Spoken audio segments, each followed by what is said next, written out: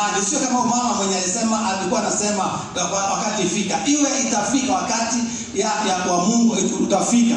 Habakuki wa pili mstari wa 3, wacha tusome.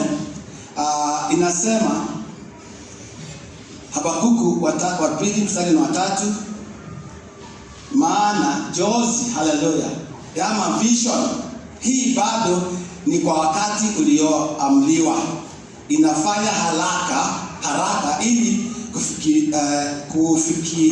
kufikiria mwisho wake, wala haitasema uongo. Bwana asifiwe. Ikiwa kuna na huyo jozi, na hiyo jozi, hiyo vision, wakati wake itafika, haitasema uongo, ijapo kawia igoje. Ni kwa kuwa haina budi. Vile tu Yesu ilikuwa hakuwa na budi, alikuwa apitie Samaria, haina budi kuja, haitakawia. Bwana asifiwe. So if you have a vision, kama una hali unaona uko katika maisha yako, ujue hata ikichelewa haitakawia, kuna wakati itafika. Na tunasema hiyo miaka mingi, hiyo miaka 10, hiyo hata zaidi. Wakati tumechora, tumeongea, tumewaambia taanza, labda tupata tuanzi, tunakuwa na changamoto katika hali nyingi. Kuna wakati imefika. Bwana asifiwe.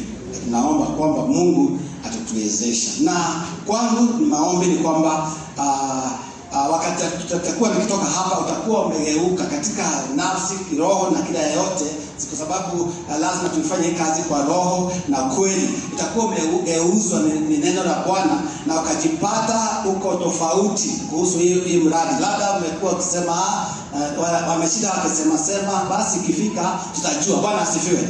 Bwana asifiwe. Lakini sasa tugeuze hayo mawazo, lakini tuseme itafanyika. Ni kwa sababu wakati umefika. Wakati huo mwingine tulikuwa tunamwambia hatukuweza, na hatakuwa na nguvu ya kuweka pahali penye itakuwa ni kama theme ya mwaka, lakini wakati umefika. Na sasa tunasema kujenga, tutajenga. Ni kwa sababu hatutayafanya kwa kimwili. Bwana asifiwe.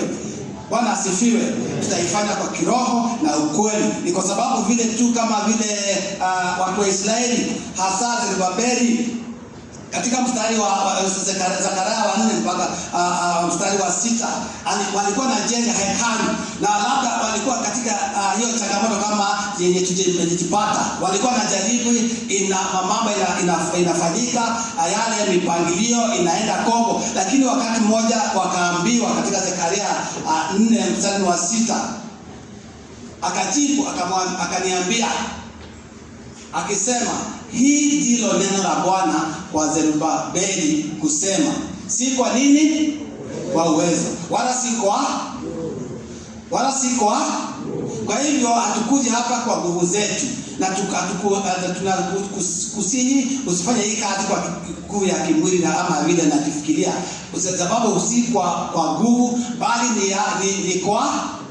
ni kwa roho. Na nani amesema? Nikashara amesema.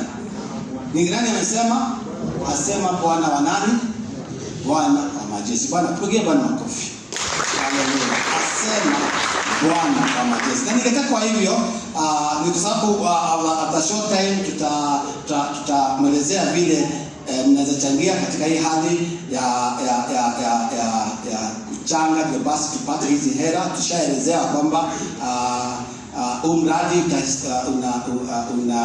unataka ile estimate kwa hii mradi ni kama 28,000 hapo, iwe kidogo iwe zaidi kidogo, lakini hasa ndio basi tuanze kujenga.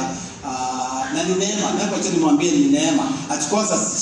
Kwanza tunaongea habari ya hivi. Kuna wakati ilikuwa unasema tunachora, unafanya nini, lakini hukuwa na idea tunaweza ongea vile tunaongea.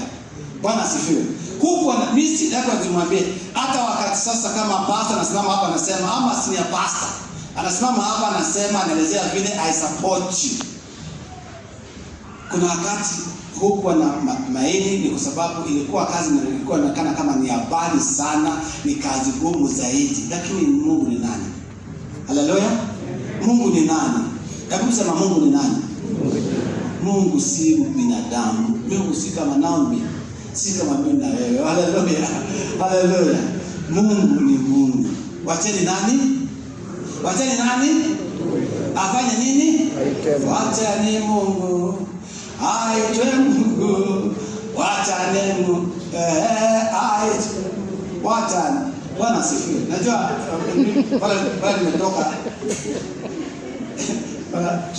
Tunasikia hiyo wimbo wa Kiswahili, nasikia pale nimeimba kama nilikuwa Kikuyuni. Bwana asifiwe. Tunasikia sauti. Bwana asifiwe. Kama ile hiyo tulimeimba hapa not long ago, ile ongeza nini? Nilisikia karibu hata nijue. Ni I was feeling. Mambo makuu kwa tusemaje? Na vile ongeza kidogo. Ai wapi hivyo nilisikia nikiwa pale nikasema hii mjedo. Sitaitwa labda bilikuwa ni